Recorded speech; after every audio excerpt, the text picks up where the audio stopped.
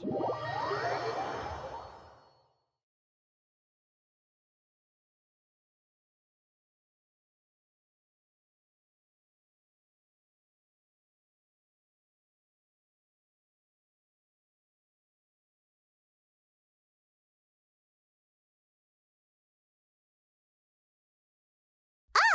we're near the Seabird office.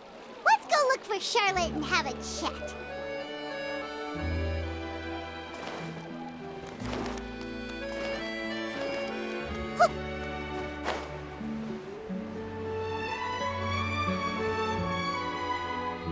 Wow!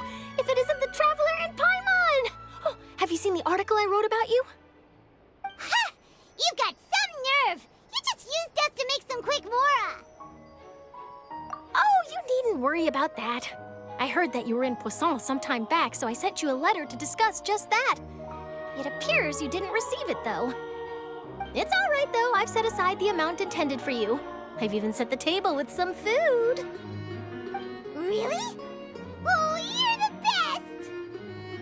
best! You're almost a little too easy to win over, Paimon. If I were a journalist with ulterior motives, you'd be in trouble now, you know. Oh, Paimon knows you're not like that. Still, what brings you here all of a sudden? Were you looking for me? When Mona mentioned you, we thought of coming to see you at work. I see! It seems you've already bumped into Mona here in Fontaine. So she mentioned me? What did she say? She said that you're a real daredevil of a journalist. Nice.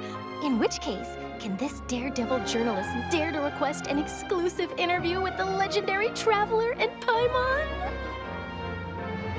Huh? So your article in the paper today doesn't count? Oh, of course it doesn't. That was more like live photography. What I'd like to do is dive deeper and ask you to talk about the things you've seen and experienced. Yeah, are we even qualified enough? Why not? If I say you're worth an interview, then you're worth it. But not right now, of course. I'll need a few days to prepare. Oh, in that case, we'll just chat when you have the time then? Oh, so that's a yes? Ooh, splendid! I'll tell the editor-in-chief immediately. I'll have to apply for lighting, a venue, some props, and... Whew, so much to get done now. Talk to you later. Wait, Charlotte, Paimon's still got a question for you. And what's that? If, just for example, Fontaine were to be flooded tomorrow, what would you do today? Huh, that's the prophecy you're talking about, isn't it? I mean, I do hear about it often, but I've never once thought that the day could be tomorrow. If you're seriously asking, then I might try and think of a way to leave Fontaine. Oh, but I'm still a journalist first and foremost. That means I have a duty to be reporting from the scene. And secondly, I wouldn't forsake my homeland that easily. From what I've seen, most people don't know what they'd do should the worst come to pass. In truth, it might be better just to behave like normal rather than worry over such an end. So in all likelihood, I'd probably still be prepping at the office for that interview of ours. I know what you're thinking. That sounds a bit sad, but I've always believed that it's best to do what you enjoy. Just think about it. If this nation really were to be suddenly destroyed tomorrow, but I still successfully finish an exclusive interview with a truly unique person, then the story I would wind up writing would truly be timeless. And then do you know what I'd do? Well, I'd write that story, send it for printing, and use messenger pigeons to get copies out to the various nations as soon as possible. I'm not a dreamer, nor am I a workaholic, but I do love my job, and I'd be proud of leaving such an article behind. I guess you could say that I was born to be a journalist. But anyway, that's my answer. And on that note, I'll get back to my preparations. That's so nice. All of a sudden, Paimon actually kinda envies her. Anyway, let's go and take a look at the sea, shall we?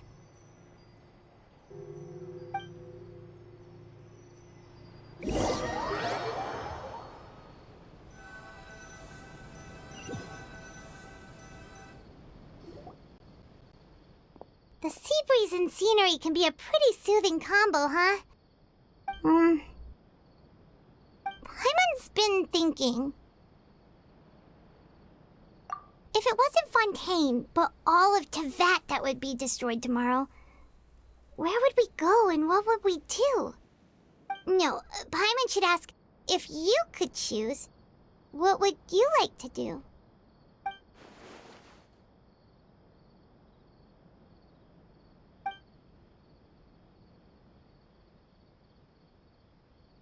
We've always been moving to the next destination, so we haven't spent much time thinking about these kinds of things. We didn't have to either, with us always being on the road and whatnot. You mean, still traveling? Huh. Wait, isn't that what we've always been doing?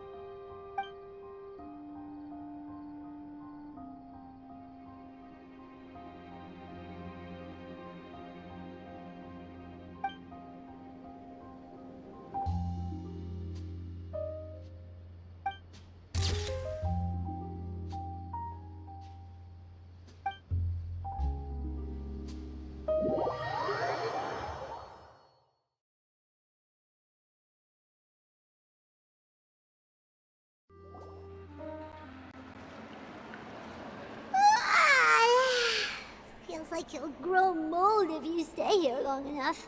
But it's still better than the Fortress of Mirapede, that's for sure. It's not only damp there, but salty too. Ah, so the two of you are still here. Wonderful. Oh, you're from the Palais Mermonia, aren't you? Yes, I'm Isadora. Monsieur Nervillet sent me to look for you two before. I heard that afterward you went to the Fortress of Meropide. Not at all. I'm well aware that you're friends of his. Actually, I'm here to pass along a message from him. Yes, inside the Opera House. The Maréchaussée Phantom has declared the incident a small-scale riot. A riot? Well, that said, I don't personally think it was that serious. Lady Farina was watching a performance at the Opera House, and while she was resting during an intermission, some other audience members suddenly started harassing her, loudly accusing her of doing nothing about the prophecy crisis. And before she could respond, others started to join in. The crowd continued to grow, and protests against the Hydro Archon started to break out. So people have started to put the blame on Farina. Guess they finally found an outlet for the pressure they've been under due to the prophecy. I agree. People will naturally rely on gods, as is customary. But the moment people feel threatened, gods are also the first to be blamed. So what happened after that? Is Farina okay? Seeing that the situation was spiraling out of control and that further argument was pointless, she claimed that she'd gotten tired of this and left in a hurry.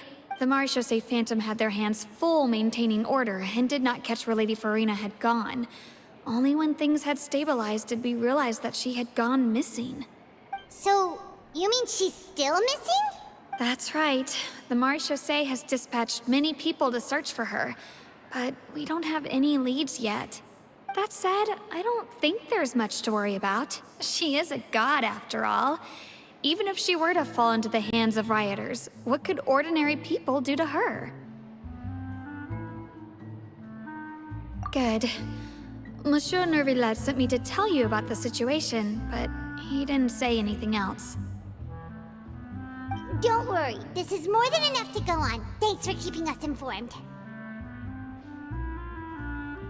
Ah, is that so? Well, all right then. In that case, you two take care. I'll be heading back to the Palais now.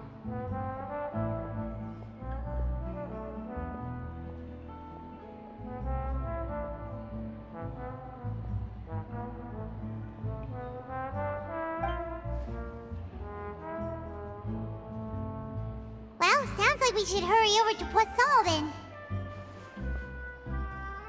If we know Farina, she won't try to fix things in this situation. Instead, she'll look for a place to wait out the heat.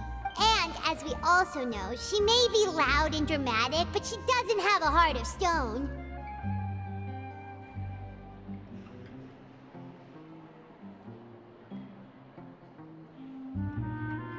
When Nervillet I was talking to her in the Palais Mermonia, and she heard about Poisson, she couldn't hide her sadness and remorse.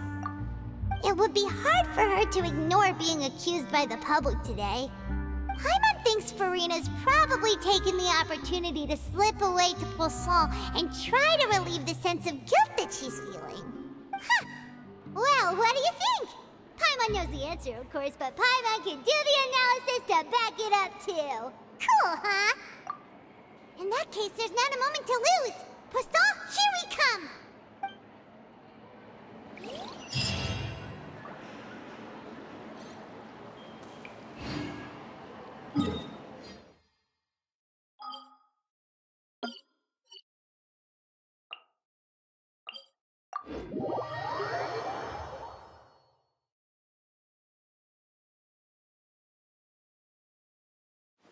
This place looks deserted.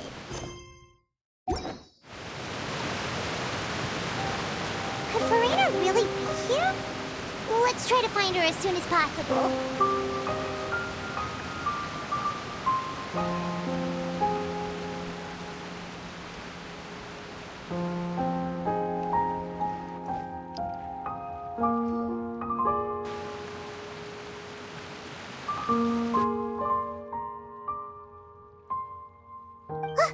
That's Furina, right over there.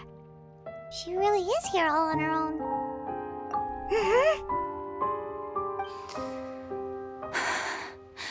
Should I just give up? This is all meaningless. What was meant to happen did happen after all. Everyone's dead. I'm sorry. I'm so sorry. Give up, Furina. There's no point in holding out. I'm sorry. But what can I even do other than to repeat meaningless apologies over and over? Who's that? Don't worry, Furina, it's just us. So it is you, blonde traveler from another land. Why, I almost thought you were someone from that mob of my ignorant subjects, come to kneel and beg for my forgiveness. Furina, you were crying just now, weren't you? The tear stains on your face are obvious. What do you mean, tear stains? Oh, I remember. The show at the Opera House earlier this morning was so moving. I'm still trying to process it. Who did that uncivilized rabble think they were, disturbing my enjoyment of the arts? They even dare to tout their Archon. I must teach them a lesson. I can just imagine their twisted and frustrated faces once they realize that I'm nowhere to be found.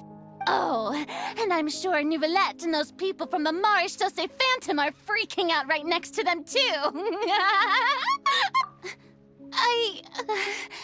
Of course not. Hey, there she is! The Hydro Archon's over there! Quick, after her! Furina, those people seem to be after you. They are? They're just some rabid fans who want to cut the line because they haven't been able to meet me in person, aren't they? That's against the rules. I can't let them get their way. Furina just ran off. Quick, we have to catch up with her.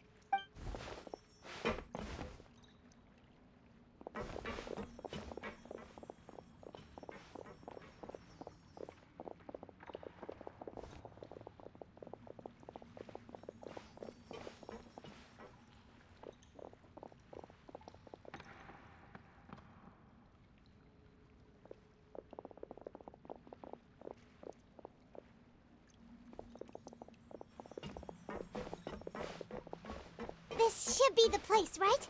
Hey, Furina! There's a good hiding spot over here. Quick, come to Paimon before the rest of them catch up to you. What is this? this place. Hurry, they're almost here! Fine, fine. I suppose haste is warranted. Lead the way.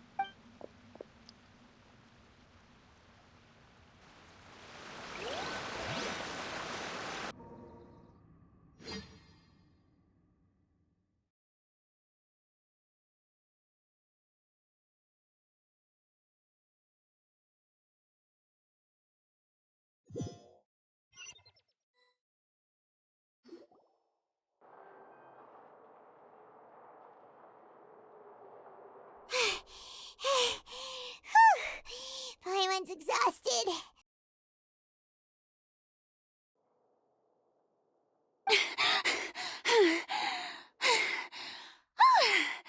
I'm so tired. I totally thought they had caught me. No, I mean, I merely gave in to the sheer enthusiasm they displayed.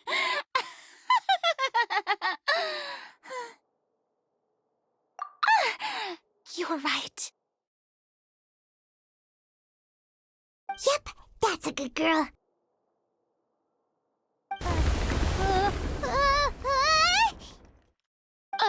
What's happening? The ground's shaking. Is it an earthquake? Yeah, a quake of this kind preceded the flooding in Poisson, didn't it? It can't be. It's happening again. Well, there's no need to worry too much about that. Neverlette's made some emergency plans, so the evacuation should go a lot smoother this time. Yeah, I hope you're right. But the people of Poisson, they've already...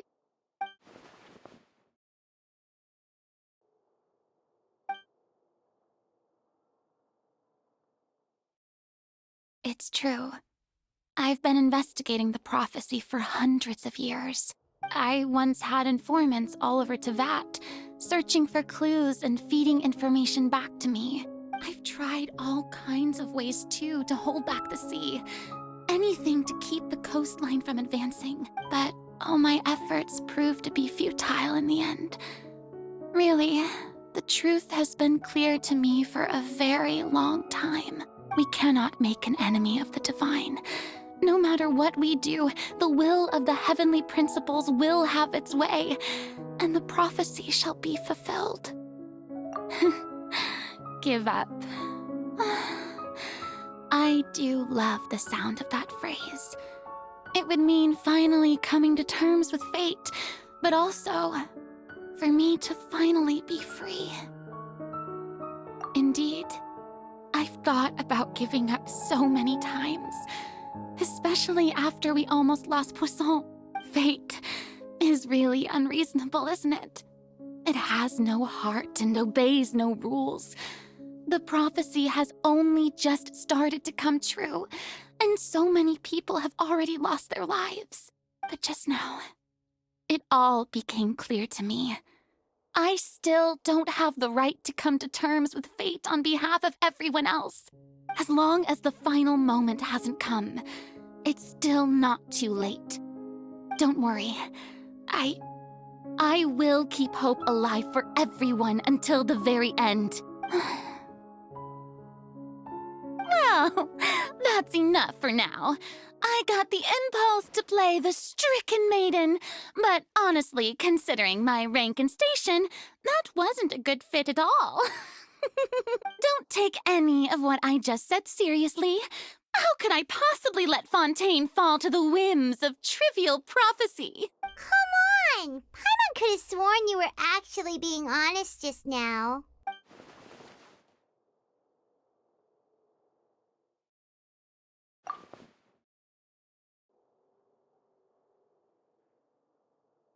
Share my burden.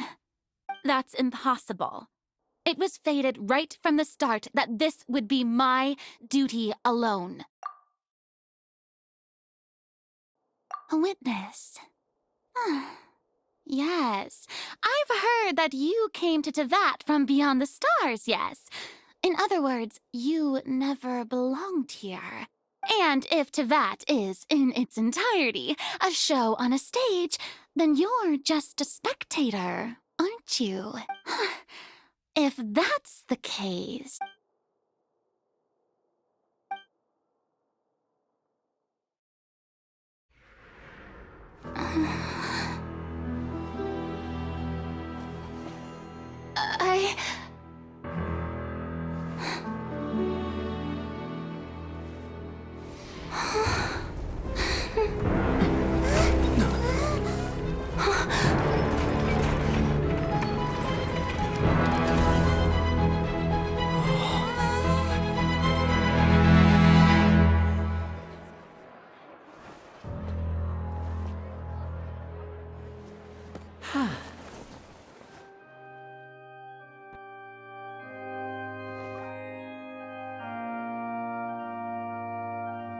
Ladies and gentlemen, this concludes my opening performance.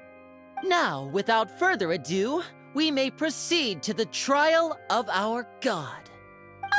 So this is what it is. Yes, you deserve praise for the effort you took to raise the dramatic stakes. Do not forget, however, that I am Focalor, the god of justice, the embodiment of justice itself. Does it not strike you as even the least bit absurd to bring the very concept of justice to trial? May I interpret these words as your refusal to stand trial?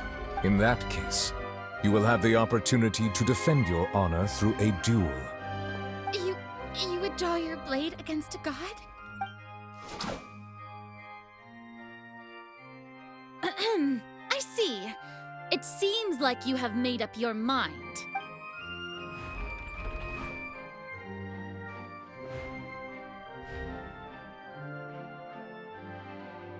Paimon can't believe it.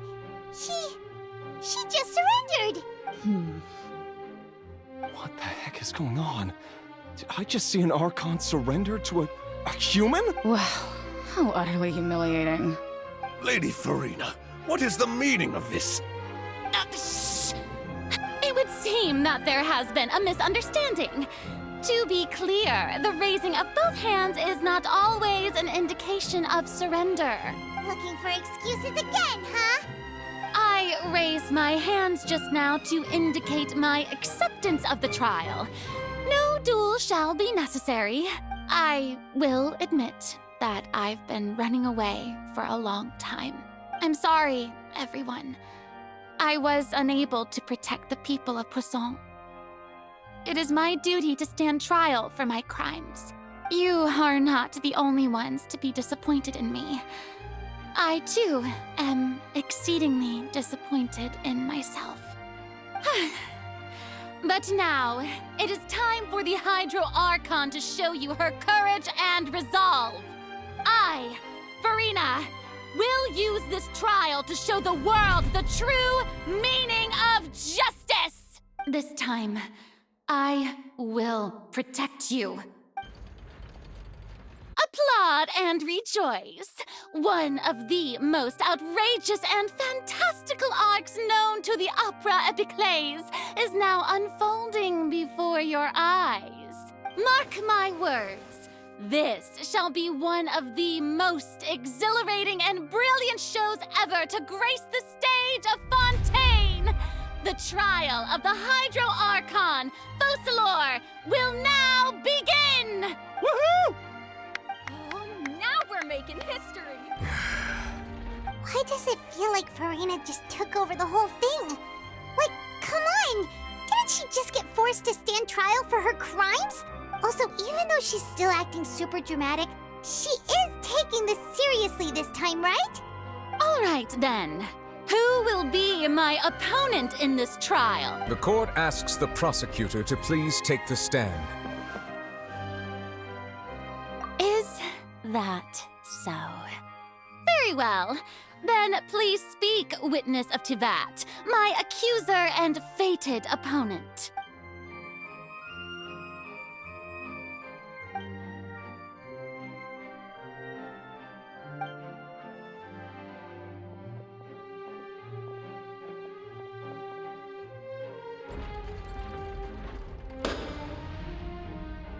Also, please allow me to ask, as a final question before the trial begins, just how much work did you do to force me onto this stage? Well, we did do a lot of prep after the meeting that day. I can go over the tasks assigned to the Spina di Rosula, since they were rather straightforward and easy. Navia, the president of the Spina di Rosula. Most of the people who participated in the disturbance this morning were my subordinates. They changed into plain clothes and came to the Opera House as regular audience members, waiting for the perfect opportunity to incite insurrection against you. The people's resentment against their Archon has been building as more and more of the prophecy is fulfilled. A spark was all we needed to turn smoldering anger into a flame. Moreover, according to our understanding and analysis of you, when something like that occurred, you would likely flee the scene and head to Poisson by yourself. So, we arranged for a second group to lie in wait there. So, you mean the ones who scoured the settlement for me were also from the Spina? And their goal was to force you to step into the giant magic box so you may personally participate in the greatest magic performance in all of Fontainian history. That's right. That house was a magic box, rather than someone's residence. As the super ultimate version of the setup that I used when I first performed at the Opera Epiclese, the volume of the box was increased by a whole order of magnitude, and the distance it traversed was the entire gap between Poisson and Aranias. Its cargo, of course, was an Archon instead of a human.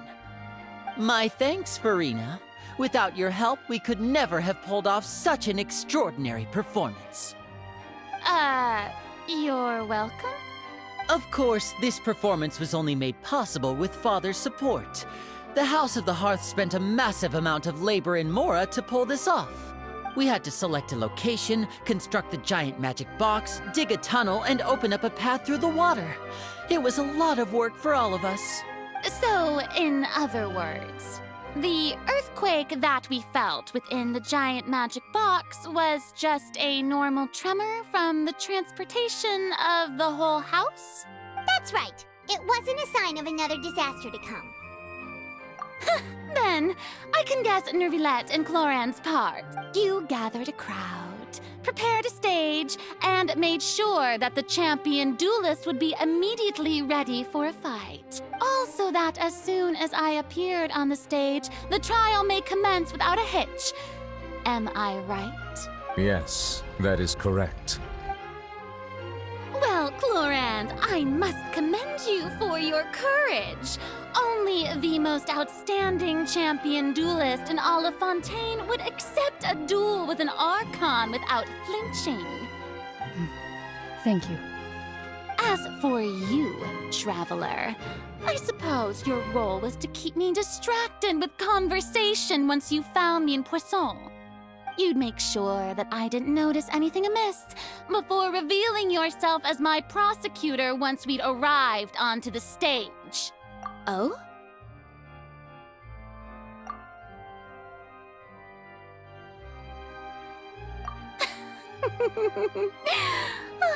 Is that so? Then I suppose I must have missed my final chance.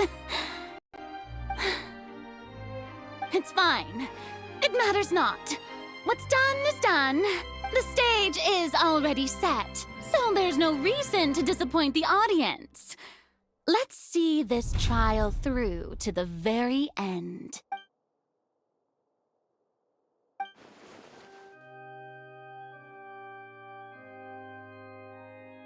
Sir Prosecutor, please allow me to pass this along. This is a document that Miss Charlotte applied for and received permission to share with you during the trial. According to her, it should speed up the proceedings. Huh? Charlotte wanted to give us something? Oh, so she's here too! Hey, Charlotte! Oh, let Paimon see. Isn't this the exclusive interview that she did with us before? So she's already finished it, huh? Wait, then that means this document is a perfect timeline of everything that's happened ever since we stepped foot in Fontaine! So in other words, we can refer to this anthology of evidence every time we want to use something from our journey as evidence for an argument! Let's quickly confirm the information in it. Just think of it as a refresher, alright? You defeated the Hydro Archon in the very first duels you took part in at the Opera House. That's one for the history books, all right.